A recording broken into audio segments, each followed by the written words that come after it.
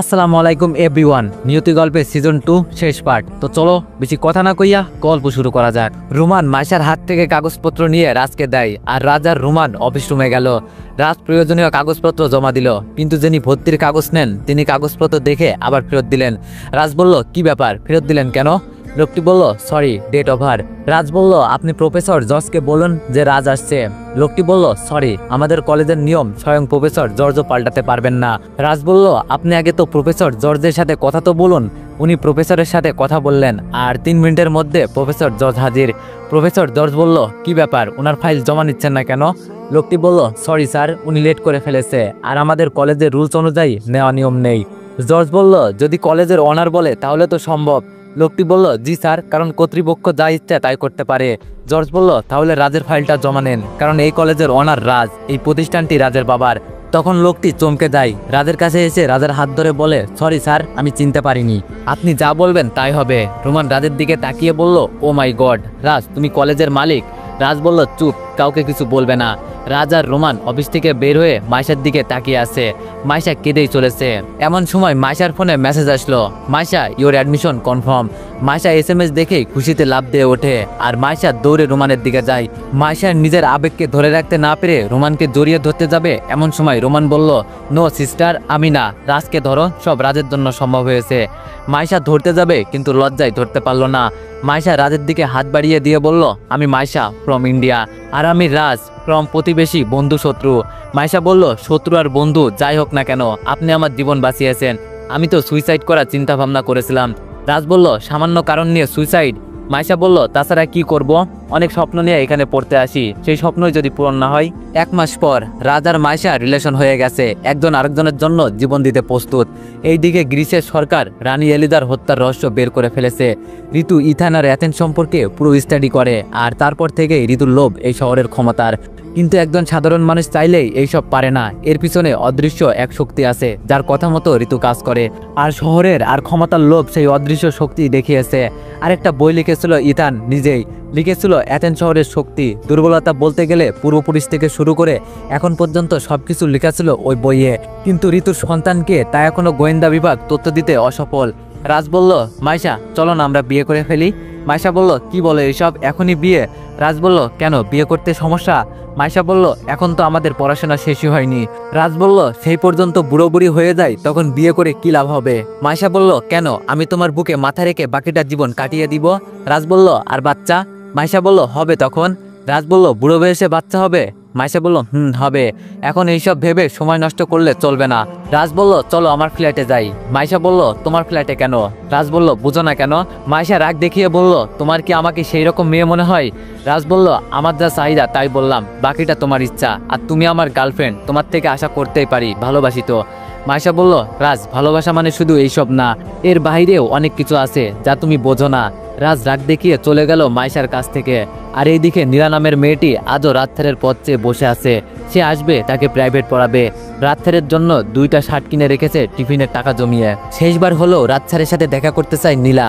রাতে শুয়ে শুয়ে প্রতিদিন সে একই কথা ভাবে, শেষবার, কারণ আজ বাদে কাল বিয়ে নীলার। নিজের ব্যাকুল মনের কথাগুলো বলতে চায় রাজকে। এইদিকে লেডি বাইকার জেরিন ইউনিভার্সিটিতে এক স্যারকে ক্লাস চলাকালীন থাপ্পড় মেরে বসেছে।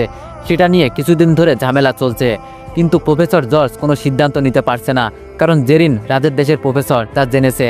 তাই একটা সমতায় আসার জন্য কলেজের কর্তৃপক্ষ মানে রাজকে আমন্ত্রণ করা হয়েছে, ছাত্র হিসাবে নয়, কলেজের মালিক হিসাবে। সমতায় এই জন্য বসা, তার কারণ হলো এই কলেজের বাজে পোলাপানদের সাথে চলাফেরা কলেজের রেপুটেশন খারাপ করতে অনেক কিছু করতে পারে। তাই রাজকে আসতে বলা হয়েছে, রাজ যা সিদ্ধান্ত নিবে তাই হবে। কলেজের সকল শিক্ষক আর জেরিন ক্লাসের সকল স্টুডেন্ট বসেছে, সবাই সময় মতো হাজির, কিন্তু রাজের কোনো খবর নেই। কর্তৃপক্ষ চেয়ারটা এখনো খালি। রাজ পায়ে হেঁটে কলেজে ঢুকে দূর থেকে জেরিনের কাছে চেনা চেনা লাগছে। কাছে আসতেই জেরিন চিনতে পারে, পোশাক পাল্টে গেলেও চেহারাটা পাল্টায়নি। জেরিন হা করে তাকিয়ে আছে, কারণ জেরিন জানে রাজ একটা ফকির। মালিক তো দূরের কথা, এখানে আসলো কিভাবে, এত টাকা পাইলো কই, আবার নাকি এই কলেজের মালিক। এখন জেরিন ভাবছে রাজ নাকি অন্য কেউ, কারণ মানুষের মতো অনেক মানুষ আছে। রাজ কিছুক্ষণ চুপ করে বসে থাকে, কিন্তু জেরিন হা করা মুখটা দেখেই রাজ বলল, অবাক হওয়ার কিচ্ছু নেই, আমি সেই রাজ, আর তুমি এই কলেজে কেন? এই দেশ ছাড়ার ব্যবস্থা করব। প্রফেসর জর্জ, আমি কি বলছি শুনতে পেয়েছেন? জি স্যার, তাই হবে, বলেই রাজ চলে গেল। আর জেরিন রাগে ফেটে যাচ্ছে। রাগ হলেও কিছু করার নেই। প্রফেসর তখনই পাসপোর্ট ব্যান করে দিল, মাত্র 2 দিন থাকতে পারবে। রাত 2টা বাজে, রাজের চোখে ঘুম নেই। এমন সময় বিদ্যুৎ চলে গেল। রাজ উঠে মোমবাতি জ্বালিয়ে দেয়, কিন্তু নিভে যায়। আবার জ্বালিয়ে দেয়, কিন্তু আবার নিভে যায়।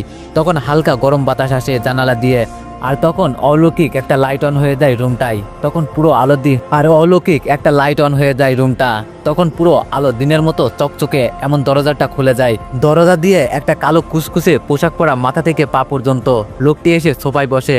রাজ ঘেমে অস্থির। অদ্ভুত কালো ছায়াটি এসে সোফায় বসে পায়ের উপর পা তোলে আর রাজের দিকে তাকিয়ে আছে। লোকটি বলল, তুমি নিশ্চয়ই ভাবছো আমি কে? রাজ ভয় পেয়ে বলল, জি জি, আপনি কে? লোকটি বলল, তুমি ভয় পাচ্ছ কেন? রাজ বলল, না না, কই পাচ্ছি। লোকটি বলল, বুঝেছি, আমার এই ছায়ার শরীর দেখে ভয় পাচ্ছ। তখন অদ্ভুত কালো ছায়াটি মানুষের রূপ ধারণ করলো, কিন্তু সেটি রাজের রূপ। রাজ বলল, আপনি আমার রূপ ধারণ করলেন কেন? লোকটি বলল, আমি তোমার রূপ ধারণ করিনি, আমি তোমার বাপ ইথান, ডাকনাম নীল। রাজ বলল, বাবা? আপনি আমার বাবা? আমি বিশ্বাস করি না। ইথান বলল, তুমি কি এইসব দেখেও বিশ্বাস করছো না? রাজ বলল, কি করে করি? যেই বাবা আজ পর্যন্ত ছেলের খোঁজ নেয়নি, কেমন বাবা আপনি? ইথান বলল, আমি সব সময় তোমার কাছেই থেকেছি, তোমার আশেপাশে। রাজ বলল, কই, আমি তো দেখিনি। ইথান বলল, তুমি কি করে দেখবে? আমি যে মৃত একটা ছায়া মাত্র ছিলাম। রাজ বলল, কি, আপনি মৃত? নীল বলল, আল্লাহ তোমার কথা শুনেছে। রাজ বলল, মানে? নীল বলল, তুমি যেদিন অসুস্থ ছিলে তার আগের দিন তুমি আল্লাহর কাছে প্রার্থনা করেছিলে তোমার বাবা মায়ের জন্য, আর আল্লাহ তোমার কথা শুনেছে। তারপর থেকে অদৃশ্য থেকে তোমার সামনে আসি, সবকিছু স্পর্শ করতে পারি। রাজের চোখে মেঘ জমে আছে, যে কোনো সময় বৃষ্টি নামতে পারে। এমন সময় রাজ বলল, আমি কি তোমাকে জড়িয়ে ধরতে পারি? বাবার বুক কেমন হয় আমি জানি না। নীল 2 হাত উঁচু করে রাজকে ডাকে। রাজ দৌড়ে নীলকে জড়িয়ে ধরে।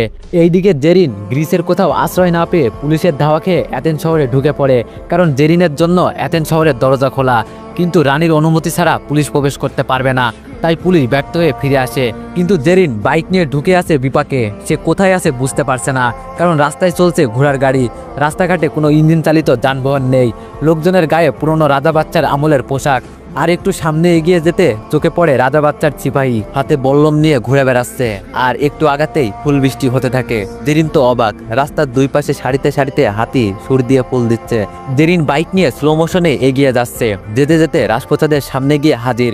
2 তলায় দাঁড়িয়ে 3 জন, রানী মাঝখানে আর 2 পাশে দেহরক্ষী। জেরিন বাইক স্ট্যান্ড করে নামে, কিছুই বুঝছে না, হাবার মতো দাঁড়িয়ে আছে। রানী হাত দিয়ে ইশারা করে বললেন জেরিনকে উপরে নিয়ে আসতে। জেরিন ভিতরে যায়, রানীর সামনে দাঁড়িয়ে আছে। ছোটবেলায় শুধু রাজা বাচ্চার গল্প শুনেছে, জীবনের চোখেও দেখে নাই, কিন্তু আজ দেখছে। রাজবাড়িটা ঘুরে ঘুরে দেখতে লাগলো। অসাধারণ ছবি আঁকা, বাঘের চামড়া, হরিণের মাথা, আরো অনেক কিছু। জেরিন রানীকে জিজ্ঞেস করলো, আপনাকে কেমন জানি চেনা চেনা লাগছে। রানী মুচকে এসে সোফিয়াকে ইশারা করলো। সোফিয়া গিয়ে জেরিনের এক হাত পিঠে চেপে ধরলো। ওপর হাতের বুড়ো আঙুল দিয়ে জেরিনের কপালে চেপে কিছু একটা বলে জেরিনের মাথায় ফু দিল। আর জেরিন চোখ বন্ধ করলো। 2 মিনিট পর ছেড়ে দিল। জেরিন চোখ খুলতেই চোখ পুরো নীল হয়ে গেছে। পাশেই একজন দাসী দাঁড়িয়েছিল, তার উপর ঝাঁপিয়ে পড়ে জেরিন। আর ঘাড়ে বসায় চকচকে বড় বড় দাঁত। রক্ত খেয়ে সোফিয়ার কাছ থেকে তলোয়ার নিয়ে মাথা 2 ভাগ করে মাথার মস্তিষ্ক খেয়ে ফেলে জেরিন। রানী ঋতু জেরিনকে ডাক দেয়, এবার জানতে পেরেছো আমি তোমার কে? জেরিন বলল, মা। নীলের ছেলে রাজ আর ঋতুর মেয়ে জেরিন। জেরিনের বয়স পূর্ণ হলো। জেরিন মায়াশক্তির অধিকারী এখন, কিন্তু রাজ কোনো মায়াশক্তি পায়নি। কিন্তু রাজের উপর কোনো মায়াশক্তি কাজ করবে না। নীল রাজকে নিয়ে নিজের ল্যাবে গেল। রাজ ল্যাবটা ঘুরে ঘুরে দেখে। হঠাৎ নীলকে প্রশ্ন করে বসলো, বাবা আমার মা কোথায়? নীল কিছুক্ষণ চুপ থেকে বলল, তোমার মা পাশের শহরের রানী, রানী ঋতু। রাজ বলল, আমার মা বেঁচে আছে? নীল বলল, বেঁচে আছে। রাজ বলল, আমি আমার মায়ের কাছে যাব। নীল বলল, তোমার মায়ের কাছে যেতে হলে সময়ের দরকার, কিন্তু সেই সময় তোমার হাতে নেই, খুব তাড়াতাড়ি দেখা পাবা। রাজ বলল, মায়ের কাছে যেতে সময় লাগবে কেন বাবা? বুঝলাম না। নীল রাজকে একটা বই দেখিয়ে বলল, ওই বইটা পড়ো, আমার জীবন কাহিনী সব জানতে পারবে। রাজ 2 পা এগিয়ে বইটা হাতে নিল। বইয়ের নাম শুরুতেই শেষ, লিখেছেন প্রফেসর জর্জ। রাজের চোখটা তখন জলে ভরে গেল, কারণ এটা প্রফেসর জর্জ তাকে আগেই পড়তে দিয়েছে। ঋতু একজন খুনি, আর তার বাবাকে, দাদিমাকে, এমনকি ছোট্ট ছোট্ট 2টা বাচ্চাকেও খুন করেছে শুধুমাত্র ক্ষমতার জন্য। রাজের এখন কি কাজ সে বুঝতে পেরেছে। নীল আগে থেকেই দানব থেকে মানুষ হওয়ার ইঞ্জেকশন আবিষ্কার করে রেখেছিলেন। নীল বলল, রাজ তোমার হাতে একদম সময় নেই, তোমাকে আজই যেতে হবে। রাজ বলল, বাবা আমি কোথায় যাব? নীল বলল, তোমার অ্যাথেন্স শহরে, তুমি হচ্ছ অ্যাথেন্স শহরের রাজা, আর শহরটাকে তোমাকেই বাঁচাতে হবে। রাজ বলল, কিন্তু রানী যদি আমার ক্ষতি করার চেষ্টা করে? নীল বলল, রাজ, এত চিন্তা ভাবনা করলে হবে না, এইসবের মুখোমুখি তোমাকে হতেই হবে। নীল দুইটা হাততালি দিতেই প্রফেসর জর্জ এসে হাজির হলো। নীল বলল, এ হচ্ছে তোমার দেহরক্ষী, তোমার যাত্রার সাথী। রাজ বলল, উনি আমাকে দিবে নিরাপত্তা? উনি তো একটা বুড়া। নীল বলল, রাজ, অবহেলা করো না। রাজ বলল, তাই বলে বাবা, এই সময় ওনাকে নিয়ে কি হবে? নীল ইশারা দিতেই প্রফেসরের শরীর ছিঁড়ে ফেটে একটা নেকড়ে বের হলো। রাজ ভয়ে নীলের পাশে গিয়ে দাঁড়ায়। রাজ ভয়ে ভয়ে বলল, তাহলে উনি প্রফেসর ছিলেন না, একটা নেকড়ে? নীল বলল, ভয় নেই, ও তোমার সাথে সবসময় থাকবে। রাজ বলল, একটা নেকড়ে সবসময় সাথে থাকবে যদি খেয়ে ফেলে?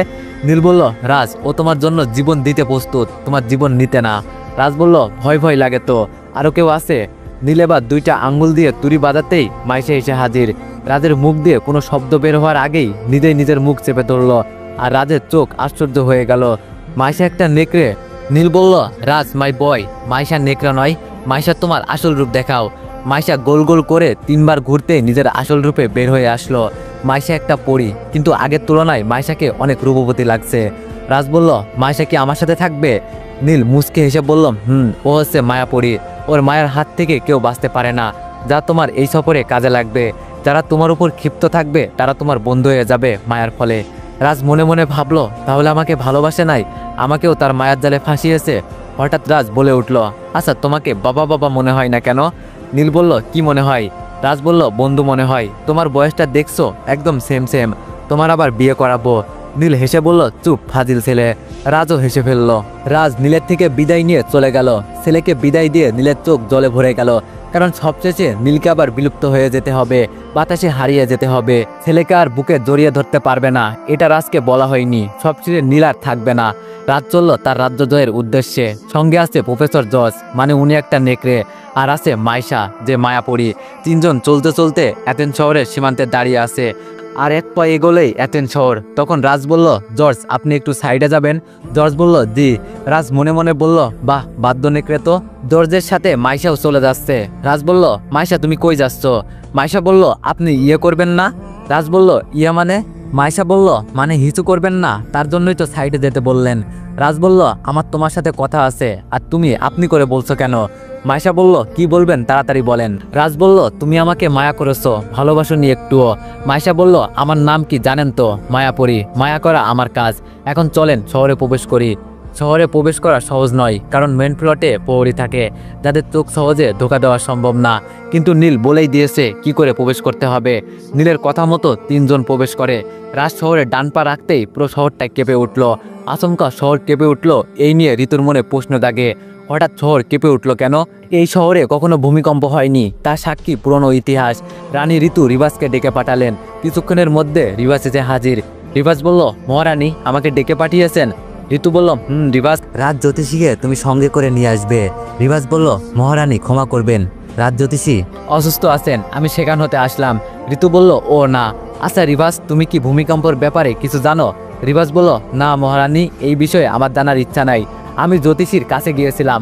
ঋতু বলল, চোখ কান খোলা রেখো, আর শহরের নতুন লোক প্রবেশ নিষেধ করে দাও, বাইরের কেউ যেন প্রবেশ করতে না পারে। রিভাস বলল, জি মহারানী, আপনি যা বলবেন তাই হবে। ঋতু বলল, আর মহাবলীর আয়োজন শুরু করে দাও। আগামী অমাবস্যায় দেরিনের সব শক্তিকে আহ্বান করা হবে, আর সেই দিন আমার গরু অদৃশ্য ছায়া থেকে শরীর পাবে। রিভাস বলল, জি মহারানী।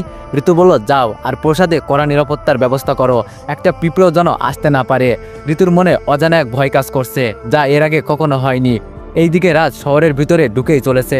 রাজের কাছে অদ্ভুত লাগছে, আবার ভালো লাগছে, কারণ কোথাও কোনো ইঞ্জিন চালিত যানবাহন নেই, কোনো প্যাপু শব্দ নেই, নীরব এক শহর। পাশ থেকে 2জন অদৃশ্য হয়ে গেল, মানে মাইশা আর জর্জ। আরে তোমরা কই গেলা?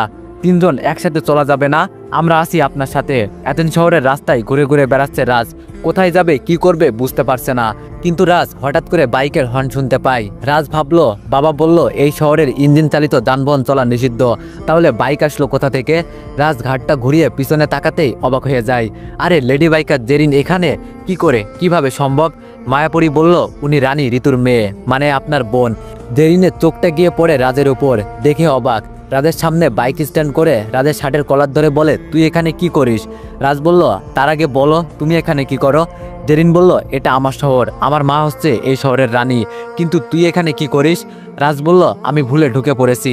জেরিন বলল, শহরে তো অচেনা লোক ঢুকতে দেওয়া হয় না, তাহলে তুই কেমনে আসলি? এইবার রাজের মুখে কোনো কথা নেই, চুপ হয়ে গেল। জেরিন বলল, সেই দিন তুই আমাকে কলেজ থেকে বের করে দিয়েছিলি না? ক্ষমতা শুধু তোরই আছে, আজ দেখাবো আমার ক্ষমতা। দাঁড়া, তোর রক্ত দিয়ে যদি আমি গোসল না করছি। পাশ দিয়ে যাচ্ছিল প্রহরী, তাদের ডাকলো জেরিন, আর তাদের আদেশ দিল রাজকে যেন কারাগারে পাঠানো হয়। একজন প্রহরী রাজের হাত খপ করে ধরে বলল, চল কারাগারে, বসে কদিন খাবি। কিন্তু অদৃশ্য হয়ে যাওয়া মায়াপুরী কোনো কাজ করলো না, আর না আসলো নেকড়ে। রাজ যখন কারাগারে বসে ভাবছে দুইজন কি আমার সাথে বেইমানি করলো। বিকেলে রাজসভা বসলো আর রাজকে হাজির করা হলো। রানী এখনো আসেনি, সিংহাসনটা খালি। হঠাৎ একজন চিৎকার করে ডেকে উঠল, মহারানী ঋতু প্রবেশ করছে রাজদরবারে। সবাই দাঁড়িয়ে গেলেন। রানী প্রবেশ করবে ঠিক এমন সময় মাথা ঘুরে পড়ে গেলেন। রাজের আর মাকে দেখা হলো না, আবার কারাগারে পাঠানো হলো। কিন্তু রিবাজ যখন কারাগারে রেখে তালা দিয়ে চলে আসবে, ঠিক এমন সময় একজন সিপাহী একটা পত্র নিয়ে হাজির হলো, আর পত্রটা রিবাজকে দিল। রিবাজ দেখলো পত্রটা রানীর। নতুন যে কয়েদি তাকে বিবস্ত্র করে ক্ষুধার্ত বাঘের কাছেই বন্দি করে দিতে। রিবাজ আবার ফিরে গেলেন রাজের কাছে। কারাগারে তালা খুলে রাজকে বের করে। রাজ হয়তো ভাবছে তাকে মুক্তি দেওয়া হবে, কিন্তু না, একজন এসে কালো কাপড় দিয়ে চোখ বেঁধে ফেলে। রাজ বলল, আমাকে বেঁধে দিলেন কেন? রিবাজ বলল, তোমার হত্যার অর্ডার এসেছে। রাজ কিছু বলতে যাবে, ঠিক এমন সময় রাজের মুখ বেঁধে ফেলা হয়, কিন্তু জর্জ বা মাইশা কোনো সাহায্য করছে না। রাজকে হাত মুখ চোখ বেঁধে বাঘের খাঁচার সামনে নিয়ে বিবস্ত্র করা হয়, কিন্তু জর্জের কোনো খবর নেই। এইদিকে বাঘ খাঁচার ভিতর ছটফট করছে কাঁচা মাংসের গন্ধে, আর বাঘটা খাঁচার এক পাশ থেকে ওপাশে যাচ্ছে। খাঁচার দরজা খোলা হলো। রিবাজ পিঠ ধরে ধাক্কা দিবে, এমন সময় রিবাজ থেমে যায় রাজের পিঠে নীল দাগ দেখে।